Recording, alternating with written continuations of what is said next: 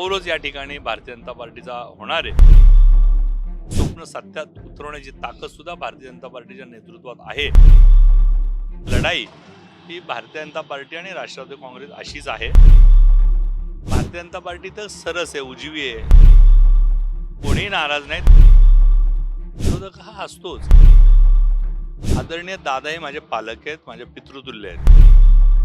दादांचं कॉन्ट्रीब्युशन या पार्टीतलं हे डोंगरा एवढे. भारतीय जनता पार्टीचा मानणारा एक मोठा वर्ग या शहरात आहे. तोच परफॉर्मन्स आता सुद्धा लोकांच्यात आम्हाला दिसतोय.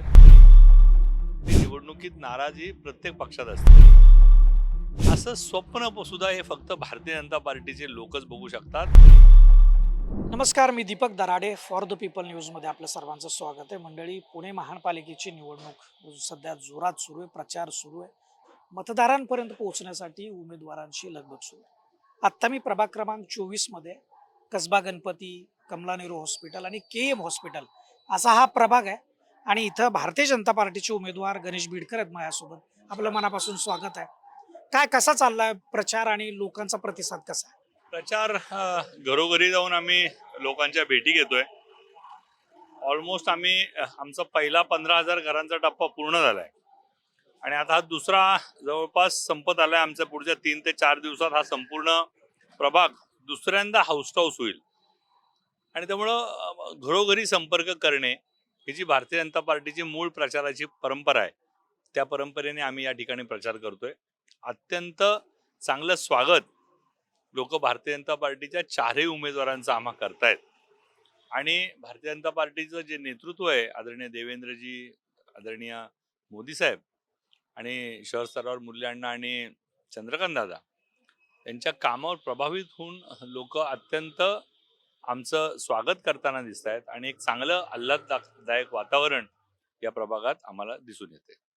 एकूण म्हणजे तसं निवडणूक ही तुमच्यासाठी काही नवीन नाहीये, परंतु आता ह्या निवडणुकीला महत्व खूप आहे. गेल्या निवडणुकीमध्ये भारतीय जनता पार्टीचे 98 नगरसेवक होते. पुन्हा एकदा तोच जोश, तीच संख्या किंवा त्यापेक्षा अधिक संख्येनं निवडून येणं हे एक आव्हान आहे. कसं याच्यासाठी तयारी सुरू आहे? कारण तुम्ही पहिल्या फळीतले नेते गणले जाता इथं शहर स्तरावरती. कशा पद्धतीनं ती तयारी चालू आहे? निश्चितपणे भारतीय जनता पार्टीचा मानणारा एक मोठा वर्ग या शहरात आहे.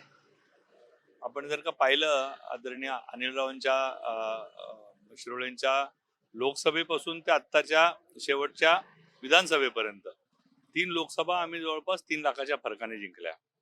8 आमदार जिंकले, 100 नगरसेवक जिंकले. नंतर आमचे 6 आमदार झाले, परंतु आमच्या मतांची टक्केवारी ही 38-39% कधी खाली आली नाही आणि तोच परफॉर्मन्स आता सुद्धा लोकांच्यात आम्हाला दिसतोय. उलट आता देवेंद्रजींच्या नेतृत्वाखालच्या या सरकारने या शहरासाठी जी विकास कामं केली आहेत, चांदणी चौकासारखा मोठा प्रकल्प केंद्र आणि राज्य मिळून आमच्या पुण्याला दिला. आज आपण मेट्रो बघताय जी धावतीये आणि अनेक अशा गोष्टी आहेत ज्या लोकांना स्वप्नवत वाटत होत्या. नदी सुधार सारखा प्रकल्प असेल, आज आपण इथं गुंडाच्या गणपतीजवळ उभा आहे आणि याच्या शेजारी मेट्रो स्टेशन आहे. कधी कोणी कसब्यातल्या लोकांनी विचारही नव्हता केला की कसबा पेठेत इथं मेट्रोचं स्टेशन असेल आणि ते 7 मजले खाली असेल.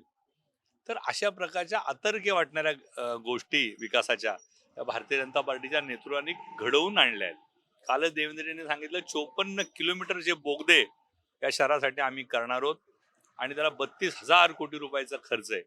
असं स्वप्न सुद्धा हे फक्त भारतीय जनता पार्टीचे लोकच बघू शकतात आणि स्वप्न सत्यात उतरवण्याची ताकद सुद्धा भारतीय जनता पार्टीच्या नेतृत्वात आहे आणि म्हणून या शहरात भारतीय जनता पार्टीला पर्याय नाही हे लोकांनी स्वीकारले. अत्यंत चांगल्या स्थितीत आम्ही आता 100 नगरसेवक होतो. आमच्याकडे अनेक नगरसेवकांनी प्रवेश केलाय.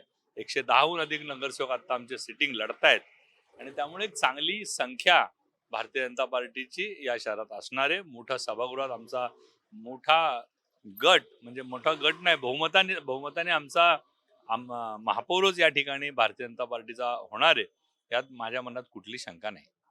2017चा आणि 2026चा हा जर तुलनात्मक थोडासा विचार केला तर 2017मध्ये तुमच्याकडे 25च नगरसेवक होते, त्याच्यामुळं तुम्हाला घ्यायला संधी होती. परंतु आता ऑलरेडी तुमच्याकडे 98 नगरसेवक होते. त्यामुळं खूप सारे तुमच्या पक्षामध्ये लोक घेऊन नाराजीची संख्या खूप वाढलेली दिसते किंवा त्याचा फटका, कारण तिकीट तर एकालाच मिळणार आहे, त्यामुळे नाराज जर वाढले तर त्याचा कुठेतरी फटका बसू शकतो का? आपण जर का बघितलं तर पुण्यात अपवाद वगळता एखाद दुसरा उमेदवार हा भारतीय जनता पार्टीचा सिटिंग इकडं तिकडं झाला असेल. परंतु 98 110 पैकी 105 नगरसेवक आमचे सिटिंग इथं लढत आहेत. आणि त्यामुळे असा नाराजीचा फटका फार मोठा. शेवटी निवडणुकीत नाराजी प्रत्येक पक्षात असते. कुठल्याच पक्षाला ती सुटलेली नाहीये. कारण 165 नगरसेवक आणि भारतीय जनता पार्टीत 3000 इच्छुक होते. त्यामुळं तो नाराजीचा फटका होता. पण भारतीय जनता पार्टीचा मूळ कार्यकर्ता हा निवडणुकीच्या तिकीट वाटपापर्यंत आग्रही असतो. दुसऱ्या दिवशी तो कमळ हाच उमेदवार म्हणून काम करू लागतो. हीच भारतीय जनता पार्टीची एक संस्कृती आहे. आणि त्या संस्कृतीचा भाग म्हणून जे जे कोण काम करतात भारतीय जनता पार्टीचे, ते कोणीही नाराज नाहीत. ते रस्त्यावर उतरून काम करतायत. आज बघा कसबा पेठेत माझ्याबरोबर दुपारी जेवणाच्या वेळेला सुद्धा 50-100 कार्यकर्ते या ठिकाणी फिरतायत. त्यामुळे अशी कुठलीही नाराजी मला तरी शहरात जाणवत नाही. इथं शहर पातळीचं चित्र बघताना विरोधकांना पार एकदम हादरवून टाकणारं चित्र तुम्ही करून ठेवलं, कारण विरोधक हा तुमच्याच महायुतीतला एक घटक पक्ष आत्ता तरी दिसतो. तर अजित पवारांची राष्ट्रवादी काँग्रेस, आता दोघांमध्येच तुमच्या युद्ध सुरू आहे. कसं याच्याकडे बघता, कारण उद्या परत 16 तारखेपासून परत एकत्र काम करायचं आहे. नाही, राजकारणच हा भाग असतो. जरी दोन वेगळ्या राजकीय पक्ष आहोत आम्ही, दोन राजकीय विचारधारा वेगळ्या आहेत. आणि त्यामुळं जरी आम्ही मित्रपक्ष असो तरी ही लढाई ही भारतीय जनता पार्टी आणि राष्ट्रवादी काँग्रेस अशीच आहे.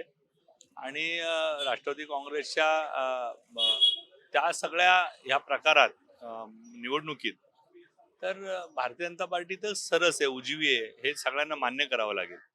आणि त्यामुळं त्यांच्या विरुद्ध आम्हाला इलेक्शन पण मित्रपक्ष आहे. मित्रपक्ष जरी असला तरी भारतीय जनता पार्टीचं स्वतःचं केडर आहे. हे केडर आणि आमची असणारी लोकप्रियता ही आम्हाला ही निवडणूक चांगल्या मताने पुढे नेते. विरोधक हा असतोच, कधी मित्र असतो, कधी शत्रू असतो, पण विरोधक विरोधक मानूनच आज ही निवडणूक आम्हाला लढावी लागणार आहे. एक व्हिडिओ व्हायरल होतोय तुमचा, की तुम्ही तुमच्या कानामध्ये काहीतरी चंद्रकांत दादांनी सांगितलं आणि तुम्ही त्यांचं दर्शन, नेमकं काय चर्चा झाली होती ती तुमच्या आणि चंद्रकांत अर्ज भरताना? आदरणीय दादा हे माझे पालक आहेत, माझे पितृतुल्य आहेत. माझेच नव्हे तर या देशभरातल्या अनेक नेत्यांचे ते नेते आहेत. दादांचं कॉन्ट्रीब्युशन या पार्टीतलं हे डोंगरा एवढे. दादा आले आणि म्हणले विजयी भव, आणि मी त्यांचे आशीर्वाद घेतले. ह्यात दुःख दुसरं कोणाला काय वाटायचं कारणच नाही. माझ्या वडिलांसमान दादा आहेत, माझे पितृतुल्य आहेत, माझे पालक आहेत, माझे नेते आहेत. आणि भारतीय जनता पार्टीच्या संस्कृतीत आणि एकूण भारतीय संस्कृतीत कोणाचं चरण स्पर्श करणं हे जर का पाप पटू लागलं तर हे मला वाटतं हे चांगलं नाही. मी माझ्या नेत्याच्या आणि माझ्या वडीलधाऱ्या माणसांचं दर्शन घेणं हे माझ्यासाठी मी कर्तव्य मानतो. नाही त्या नाही, कर्तव्य याच्यामध्ये पाप म्हणून किंवा निगेटिव्हिटीनं चर्चा नाही येते. ती चर्चा अशी आहे की गणेश बिडकर हे चर्चेतला चेहरा आहे, आणि गणेश बिडकरांना असं सांगितलं का की गणेश बिडकर आता तुम्ही विजयी होऊन महापौर होणार आहे?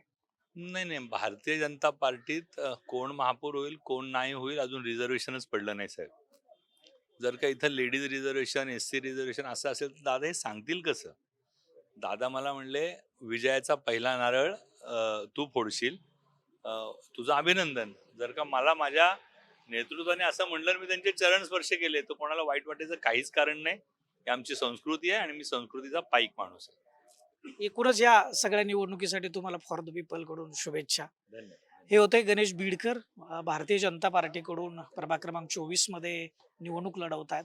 गणेश बिडकर हे तसं पुणे महापालिका आणि पुणे शहरामध्ये एक चर्चेतला चेहरा आहे, आणि येणाऱ्या निवडणुकीमध्ये काय निकाल लागतोय त्याकडे आपण लक्ष ठेवून असू, आणि 16 जानेवारीला हा निकाल आपल्याला समजेल. तोपर्यंत तुम्ही फॉर द पीपल न्यूज चॅनलला सबस्क्राईब करा, फॉलो करा, लाईक करा. कॅमेरामॅन रोहित वनकटेसह मी Deepak Darade, for the people news, Pune.